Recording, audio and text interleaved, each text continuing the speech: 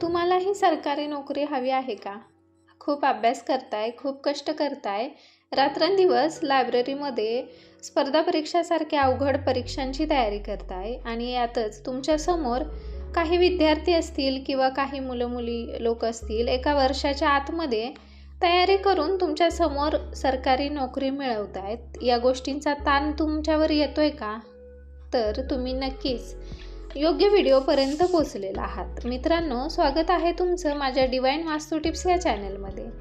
सरकारी नोकरी मिळवणं जितकं सोपं आहे तितकंच कठीण देखील आहे आणि यासाठी फक्त अभ्यास नाही तर अभ्यासासोबत योग्य दिशा, सकारात्मक ऊर्जा, योग्य वेळ आणि श्रद्धा देखील खूप महत्त्वाची असते.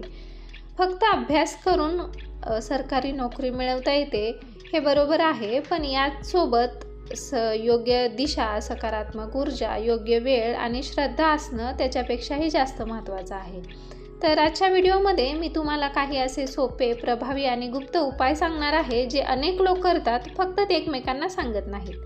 तर हे उपाय केल्याने तुमचा नक्कीच आत्मविश्वास वाढणार आहे, मन एकाग्र होणार आहे आणि यशाचा मार्ग अधिक सुखकर आणि सोपा होणार आहे. म्हणूनच हा व्हिडिओ शेवटपर्यंत नक्की बघा. सगळ्यात पहिली गोष्ट म्हणजे अभ्यास करताना तुम्ही कोणत्या दिशेला बसताय, कोणत्या दिशेकडे तोंड करून बसताय हे खूप महत्त्वाचं असतं. वास्तुशास्त्रानुसार अभ्यास करताना योग्य दिशा खूप महत्त्वाची असते. जर तुम्ही अभ्यास करताना पूर्व किंवा उत्तर दिशेकडे तोंड करून बसलात तर मेंदू अधिक सक्रिय राहतो आणि लक्ष जास्त केंद्रित होतं. तुम्ही जे काही अभ्यास करताय ते पटकन लक्षात राहतं आणि तुम्ही ते विसरत नाही. पूर्व दिशेला तोंड करून अभ्यास करत असाल तर असे केल्याने ज्ञान आणि समज वाढते. त्यानंतर उत्तर दिशेला बसून अभ्यास केल्याने एकाग्रता वाढते आणि स्मरणशक्ती वाढण्यास मदत होते. म्हणून शक्य असेल तर अभ्यास करताना तुमचं तोंड पूर्व किंवा उत्तर दिशेला ठेवा. हे झाले दिशेच्या बाबतीत उपाय. त्यानंतर दुसरी महत्त्वाची गोष्ट म्हणजे मंत्र.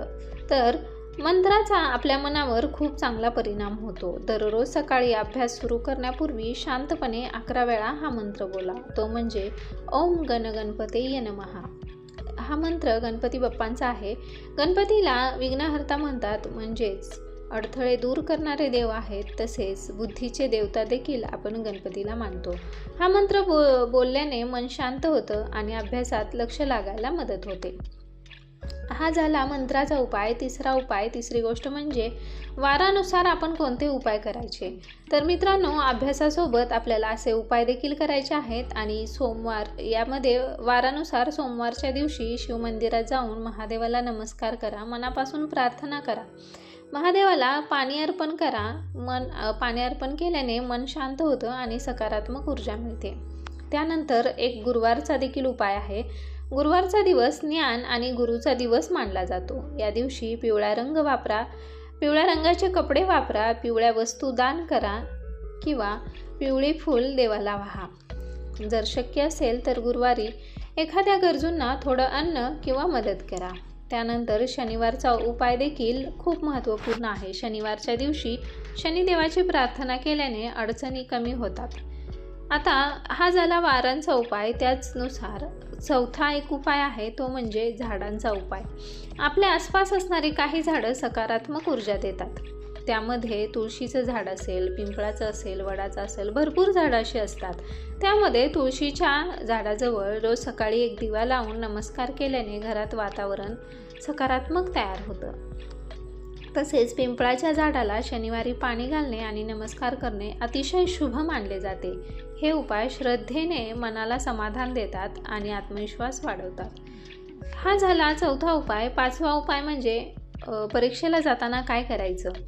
तर परीक्षेला जाण्यापूर्वी घाई गडबड असते, मनात गोंधळ निर्माण होतो, भीती निर्माण होते, विनाकारण ताण येतो. आपल्याला संपूर्ण अभ्यास झालेला असून देखील ऐन वेळेला परीक्षेच्या जाण्याआधी आपण सगळं काही विसरल्यासारखं आपल्याला वाटतं आणि आपण उगीचच टेन्शन आणि ताण घेत असतो. तर अशा वेळीस घराबाहेर पडताना देवाचं नाव घ्यावं, आईवडिलांचा आशीर्वाद घ्यावा आणि घरातून बाहेर पडताना आपल्या कुलदेवताचं नाव घ्यावं, कुलदेवताचं स्मरण करावं आणि घरातून बाहेर पडताना उजवा पाय दाराबाहेर पहिल्यांदा टाकावा.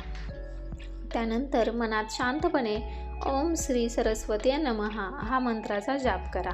हा मंत्र विद्या आणि ज्ञानाची देवी सरस्वतीचा आहे। हा मंत्र म्हणत असताना परीक्षेला गेल्यास मन शांत राहते आणि आत्मविश्वास वाढतो।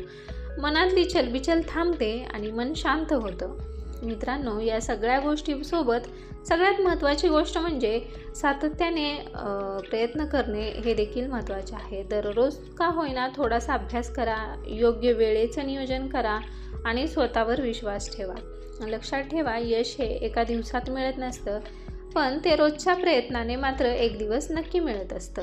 म्हणून हार मानू नका, मेहनत करा, सकारात्मक विचार ठेवा आणि देवावर श्रद्धा ठेवा। असेच छोटे छोटे उपाय करा। हे उपाय जरी छोटे वाटत असले तरी हे खूप मोठे परिणाम देत असतात। तुमच्या अभ्यासासोबत, तुमच्या तयारीसोबत, तुमच्या प्रयत्नासोबत तुम्हाला ह्या छोट्या छोट्या उपायांची देखील गरज आहे, म्हणून तुम्ही या व्हिडिओपर्यंत पोहोचला आहात। तर हे उपाय तुम्ही नक्की करून पहा। जर तुम्ही घरी असाल तर तुम्हाला शक्य होईल, पण काही विद्यार्थी बाहेर राहून लायब्ररी जॉईन करतात किंवा बाहेर शहराच्या ठिकाणी असतात, त्यांना ह्या गोष्टी करणं शक्य होत नाही। तर यामधला एखादा उपाय जरी तुम्ही केला, त्यामध्ये योग्य दिशा आणि योग्य मंत्र हे दोन अतिशय महत्त्वाचे उपाय आहेत। हे उपाय जरी तुम्ही केले तरी तुम्हाला खूप मोठा परिणाम दिसून येणार आहे आणि नक्कीच तुम्हाला या व्हिडिओचा फायदा होणार आहे। जर व्हिडिओ आवडला असेल, तुम्हाला माहिती योग्य वाटली असेल तर व्हिडिओला लाईक करा आणि तुमच्या गरजू मित्रमैत्रिणींना हा व्हिडिओ शेअर करा। चॅनलला सबस्क्राईब करून ठेवा, कारण इथून पुढे येणारे व्हिडिओ हे देखील तुमच्या खूप फायद्याचे असणार आहेत। तर मित्रांसोबत नक्की शेअर करा। धन्यवाद।